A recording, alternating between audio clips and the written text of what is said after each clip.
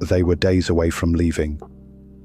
One final winter in the house they no longer felt safe in.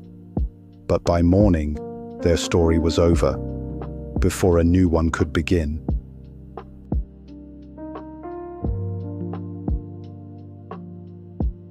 Setagaya, December 30th, 2000. A quiet Tokyo suburb.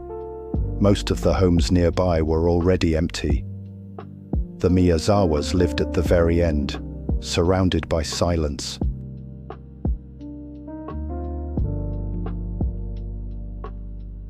Mikio, a father who worked at a publishing company.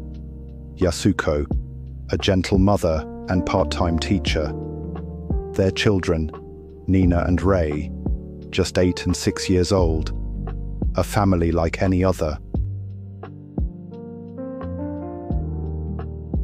They were preparing to move. Cardboard boxes filled the corners. Old books, toys, and keepsakes packed away. They had just 4 months left in that house, but the move never came.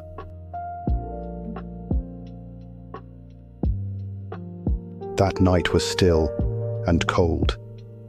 The walls seemed to hold their breath. Outside, only the hum of a street lamp.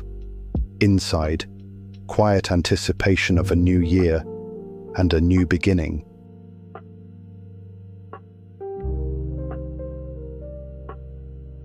But someone else was moving too. A man climbed the fence behind the house. He tore open a second-floor screen and slipped in through the bathroom window. No one saw him.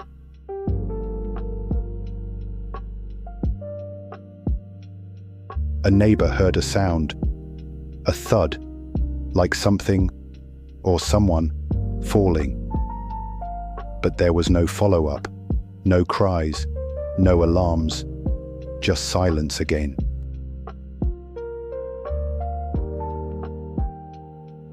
Rei was asleep upstairs, unaware of the intruder.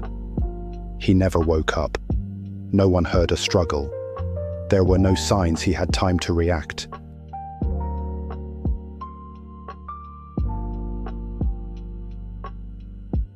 Mikio, hearing something, rushed upstairs.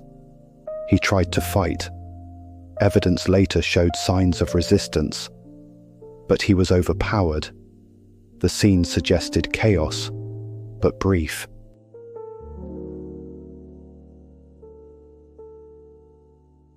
A broken sashimi knife was found near Mikio's body. The blade had snapped in the attack. It appeared the killer had injured himself as well.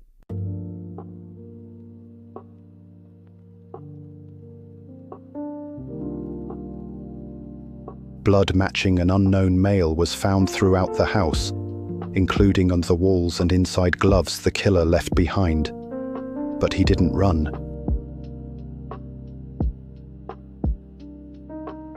After Mikio, the killer climbed into the attic where Yasuko and Nina had hidden, but he didn't finish it there. He returned downstairs to get another knife. In that short moment, Yasuko tried to save her daughter. A tissue with Nina's blood was found later, evidence that she tried to stop the bleeding. She tried, but it wasn't enough. Yasuko and Nina tried to escape. They made it halfway down the attic ladder, but the killer was already there, waiting. They didn't make it. Then, disturbingly, he stayed. He opened their fridge, ate a melon, then 5 ice cream cups, one by one, slowly.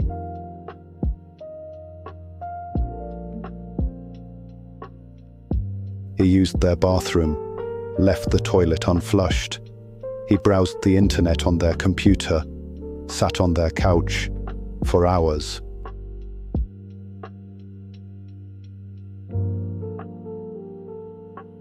He even took off his jacket, folded it neatly, left it on a chair, then fell asleep as if the house belonged to him.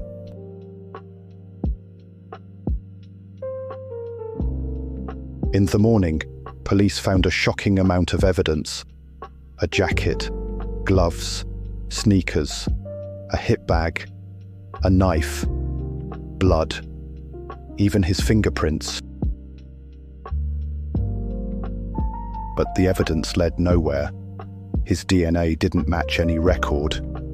His fingerprints, unregistered. Over 2 decades later, there's still no name.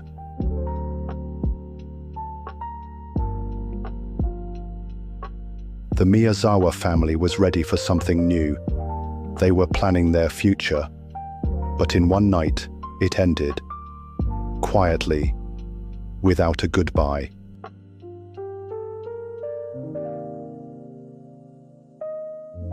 The house still stands, police tape long gone, but the case remains open. The man who did this, never caught, never even identified.